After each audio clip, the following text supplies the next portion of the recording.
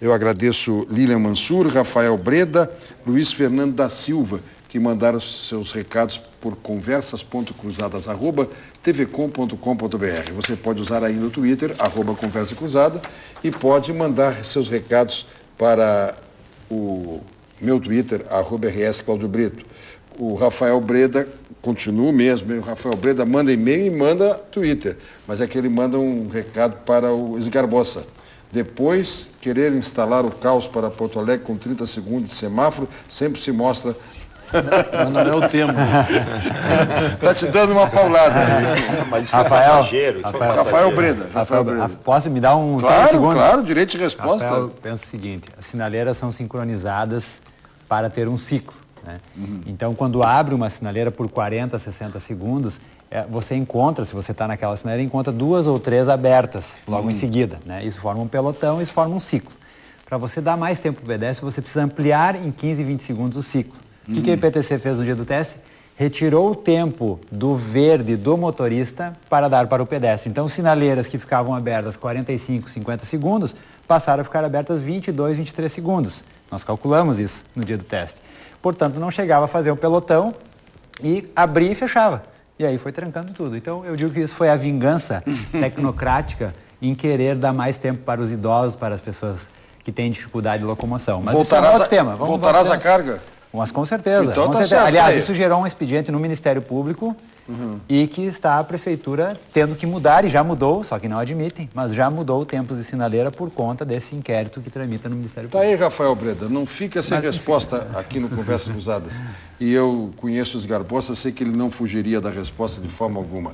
Jackson, fala da tipologia que tu referiste. Brito, importante trazer essa visualização, vamos dizer assim, das tipologias, porque cada uma delas vai exigir um certo comportamento na hora de dar os procedimentos de coleta, transporte, destino final. Então, por exemplo, a 12.305 de 2010, a Lei da Política Nacional de Resíduos Sólidos, ela classificou os resíduos em urbanos, resíduos sólidos urbanos, nomenclatura usada, né? Seco e orgânico. O seco que agrega valor, o orgânico que hoje compõe cerca de 50% a 55%, né, do lixo doméstico.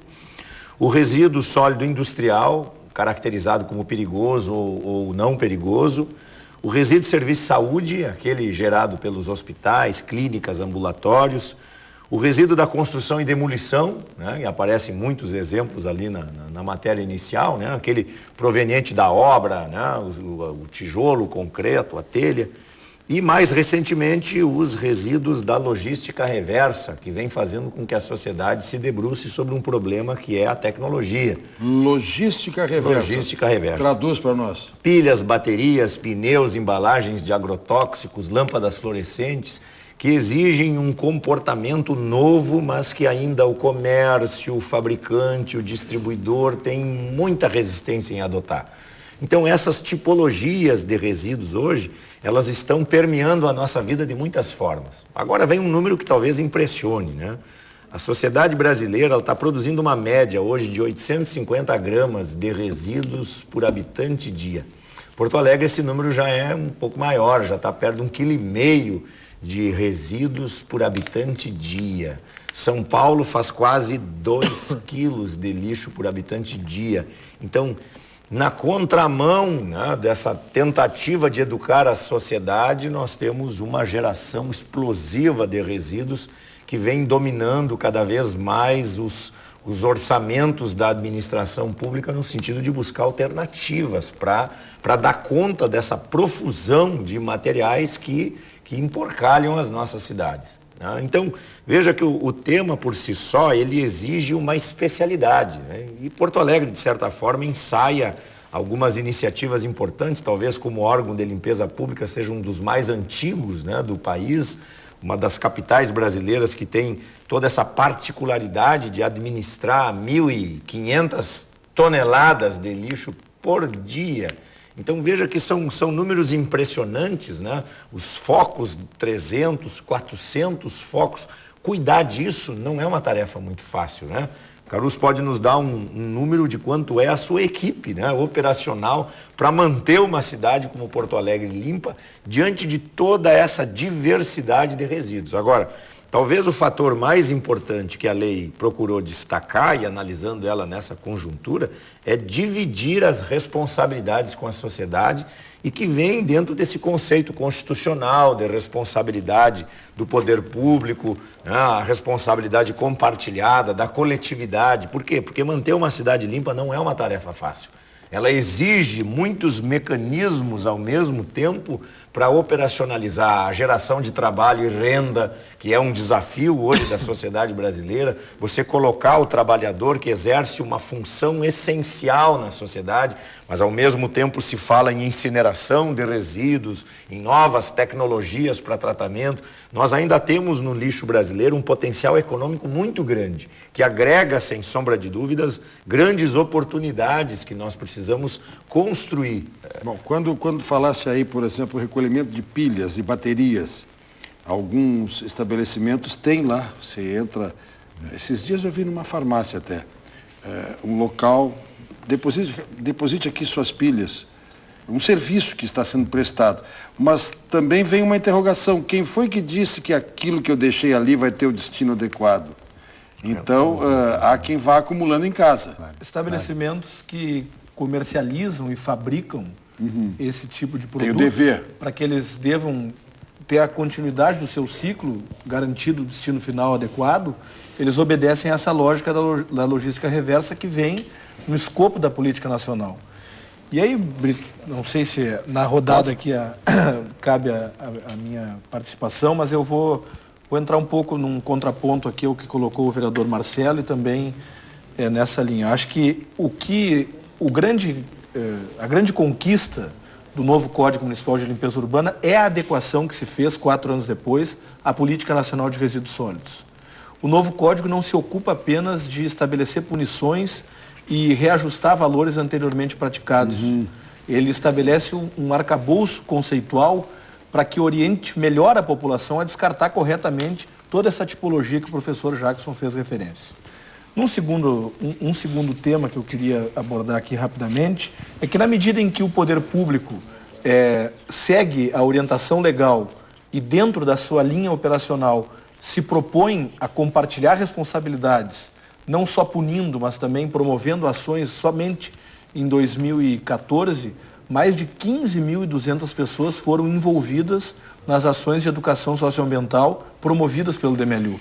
Isso passa por escolas, entidades, associações, enfim. Então, na medida em que nós vamos punir e ampliar o rigor da fiscalização, nós também temos que ofertar melhores serviços. Hoje, Porto Alegre, e é uma referência, metrópoles importantes, por exemplo, como São Paulo e Rio de Janeiro, não tem serviço de coleta seletiva que atenda toda a cidade. Porto Alegre tem e é pioneira, uma das primeiras capitais brasileiras a implantar a coleta seletiva, ainda na década de 90 foi Porto Alegre. Nós temos dos 7 dias na semana, 6 dias com coletas alternadas.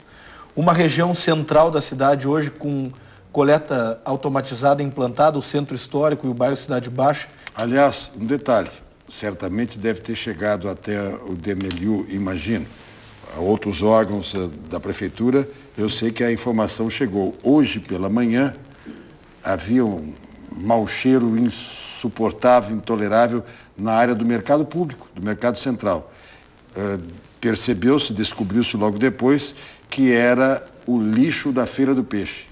E ali tinha cabeça de peixe onde junto ao mercado, e também quando existem essas feiras que envolvem o comércio ambulante, o gerenciamento também é de responsabilidade dos comerciantes, claro, dos que estão envolvidos. Os permissionários do mercado têm essa responsabilidade, assim como o DMLU também tem a sua de coletar os resíduos a partir de um gerenciamento bem organizado. Então, além das coletas regulares que atendem o cidadão no seu dia a dia, obedecem aos roteiros, têm dias e turnos estabelecidos para cada rua, para cada bairro, existem também os serviços que o poder público oferta para que aqueles resíduos que não são transportados regularmente por essas coletas também tenham o seu destino final garantido. Nós tínhamos até 2013 4 unidades de destino certo, que são os conhecidos ecopontos, que recebem até meio metro cúbico por dia desses resíduos que não são transportados pelas coletas regulares. Entulhos, restos de obras, eletrodomésticos, colchões, móveis inutilizados. e não tem um custo adicional por isso nos ecopontos. Até meio metro cúbico por dia. Colchões aqueles que às vezes passam, parece um barco no Arroio de Dilúvio. Ou até no próprio Guaíba, vezes, né? Exatamente. Isso. Então, nós ampliamos em 13 ecopontos de 2013 para cá, de 4, hoje temos 7 funcionando a pleno. Temos um serviço também que atende aquelas comunidades mais carentes, que é o Bota Fora. O ano passado nós atendemos 205 comunidades na periferia da cidade e coletamos com o Bota Fora mais de 3.000 toneladas de resíduos.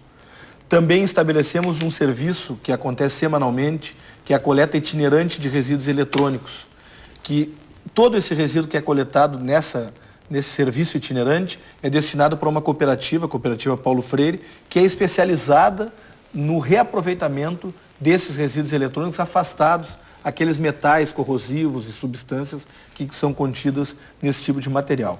E também pelo 156, para finalizar, existe, Telefone 156, que é o canal de serviço da Prefeitura, há a possibilidade do cidadão solicitar a coleta eventual quando ele não tem condições de se deslocar até um ecoponto ou também não pretende emporcalhar a cidade alimentando um novo foco. Essa coleta eventual, ele pode ter o serviço do DMLU na sua porta, obviamente que isso tem uma taxa adicional, porque esse tipo de resíduo não é garantido pelas coletas regulares que são executadas no dia a dia. Exemplo que me ocorre, animal morto na via pública. Animal morto na via pública é mais uma das tantas competências que o DMLU executa. Hoje mesmo tivemos 2 casos na Zona Sul de 2 animais mortos. Há cerca de 30, 40 dias atrás, um animal também morto foi encontrado na orla do Guaíba, em Ipanema. E nós temos um equipamento e uma operação específica. Nesses casos todos eram cães, gatos ou cavalo? Que às vezes tem cavalo. Desses 3 casos, 2 cavalos e um cão. Eu fico me perguntando o seguinte. Nós temos todo um regramento, tá, estabelecido, impondo multa, tá, aqueles que não cumprem e tal. O DMLU tem toda uma ordem de serviço, uma programação, como falaste antes, passa nas vias, num determinado horário, dia, enfim, aquele negócio todo. Muito bem. Mas nós temos lixo na cidade, nas vias públicas. Nós não podemos ter tamanha coragem de falarmos aqui que não há lixo. Há lixo, há focos de lixo pela cidade. Bom, o que culpa tem, veja só, que culpa tem aquele cidadão que regradamente recolhe o seu lixo e que paga seus impostos? Ele não tem culpa. Então nós precisamos encontrar uma maneira de, além disso que vem se oferecer algo mais para tentar amenizar. E uma das coisas que nós precisamos ver o mais rápido possível é 2 tipos de contêiner. Voltar a dizer, não tem como nós permanecermos com um tipo de contêiner. Esse é só para lixo orgânico. Lixo seco, bota do lado. Ou tem que ser no horário, não pode, aliás, botar fora do horário. Como é que alguém vai guardar lixo em casa? Alguém que de repente mora sozinho, que tem dificuldade, enfim, aquele negócio. Então, acho que o poder público tem que estar a serviço da sociedade. Nós temos que botar na cabeça que nós somos prestadores de serviço e nós temos que nos adequar. Nós temos que buscar uma maneira de não castigar aquele que paga os seus impostos e que não coloca lixo fora do lugar. Ele não pode ser penalizado. Tá? Uma coisa, eu sou autor daquele projeto dos telentulhos, dos telentulhos de obra. Eu hoje, por exemplo, não tenho mais coragem de cobrar deles um regramento. A lei que foi aprovada, foi sancionada. Por quê? Este pessoal dos telentulhos, nós participamos de reuniões, inclusive com outro secretário, contigo lá também, várias vezes, junto com a SMAN. O que eles buscam? Eles buscam um espaço aonde eles possam selecionar aquele lixo que é lixo de obra, resto de obra. Por quê? A população coloca um container lá, mistura. Não é só resto de obra. Vai gato morto, vai lata, vai resto de obra, vai comida, vai, enfim, comida estragada, enfim, aquele negócio todo. O que esse pessoal busca e não está conseguindo? Um local, licenciamento de uma área que possam selecionar esse. Porque, como o doutor falou aqui, o professor Miller falou, o lixo é dinheiro. O lixo é dinheiro. E esse pessoal vive disso. Só que eles têm dificuldade de encontrar autorização de licenciamento de área para fazer esta triagem e dar o destino diferente para cada tipo de lixo. Muitos telentulhos que são colocados aqui em Porto Alegre e que, de repente, não respeitam as regras. É importante destacar que os telentulhos são pertencentes à iniciativa privada. Exatamente. E os aterros para resíduos inertes que eles coletam, eles são intermediários desse processo, sim, também não pode o poder público subsidiar a iniciativa privada. Mas o poder público, aí nós entramos, o poder público tem que facilitar. Mas não o DMLU, que não é um órgão trabalho, um programa aqui com esse pessoal que tem os telentulhos, essas caçambas que recolhem resto de obra, esse pessoal está enlouquecido. Está enlouquecido porque eles não conseguem autorização para uma área, não é para depositar, não é para deixar lá, é para selecionar, usar aquilo para descarregar, selecionar o que é madeira, o que é terra, o que é tijolo, o que é lata. Não se consegue. O que acaba acontecendo? A marginalização. Eu não quero dizer, mas muitos acabam levando na madrugada e largam ali na Zona Sul. Ali. Largam o lixo na beira do rio. Na beira do rio. Então, o poder público tem que fiscalizar, tem que aplicar multa, mas nós precisamos encontrar uma maneira de facilitar a vida do cidadão. Facilitar. Tu falaste antes dos 30 segundos da sinaleira, para fechar este bloco, mais um tempinho aí para falar do lixo. 30 segundos? Não. Vamos ver como é que é o teu 30 segundos da sinaleira. É que depois temos 2 blocos ainda. Claro. Não, então posso deixar para depois? Ou... Não. Então, bom, eu acho que o Bernardino aqui me antecipa sempre as minhas falas, né? Porque o diretor Caruso aqui deu uma série de números, de ações, né? Mas, efetivamente, e eu digo isso, não precisa ir para a periferia. E eu não sou da oposição, né? Ele é da bancada dos independentes. Eu não sou nem da situação. Sabe o que eu achei mais estranho? Eu achei que tu sentaria aqui do meu lado e o Scarbosa. Mas eu não sou daí. Mas aqui não é um enfrentamento. Eu não tenho essa preocupação. O enfrentamento sujo é natural. E, aliás, na área do município, já imaginou se eu trago o PDT, é o pior inimigo do prefeito? Mas dizem que isso aí é um ensaio, não é bem assim, é uma peça teatral. Mas, Brito, eu acho que o Bernardino coloca aqui essa questão de como está na vida real a cidade. Né? Isso não quer dizer que o DMLU não tenha feito um esforço, né, e não está fazendo um esforço para dar conta de um problema complexo. E nem o programa, ao fazer a pauta, tem qualquer expectativa de que uma lei de 1 ano tenha alcançado todos os seus objetivos. Não é o caso. Não, mas nós queremos saber se ela está vivendo a lei. Perfeito. Se ela está e se ela é suficiente como instrumento à disposição da administração. Tem uma questão aqui que nós temos que resolver um dia. O poder público vai ter que gerenciar, sim, administrar o zoneamento de onde se pode despejar os entulhos. É um tema que foi levantado. Exatamente. Mas aí que eu coloquei na minha primeira intervenção. A lei tem 1 ano. Essa administração tem 11 anos que está aí. Né? Inclusive, né, o primeiro prefeito Fogaça, do partido do diretor André Caruso, quer dizer, não é que começou ontem. E não quer dizer que há 1 ano atrás nós não tínhamos legislação que punisse condutas indesejáveis. Então, eu só estou dizendo isso que, não começou 1 ano atrás. Né? Não começou 1 ano atrás. No mínimo, começou há 11 essa administração. Portanto, políticas, né, que poderiam ser implementadas nos últimos 11 anos não foram. Foram tomadas outras políticas, que nós, algumas concordamos, algumas discordamos, que fiz aqui a menção no início. Mas, eu poderia fazer uma provocação. Vai voltar aos 16. Quero te falar dos 16. Eu até quero te falar dos 16. No novo bloco eu quero fazer um comparativo de 16 para 11. Eu quero já 4 pontos aqui dos 16 anos. O querido ex-governador e ex-prefeito Alceu Colares é que sempre diz, e dizia até na sua propaganda, eu fiz mais em 3 anos do que o PT em 16. Olha. Depois então vamos ver isso. Vamos ver. Tá certo? Vamos ao intervalo e já voltamos. Você está com Conversas Cruzadas. É difícil.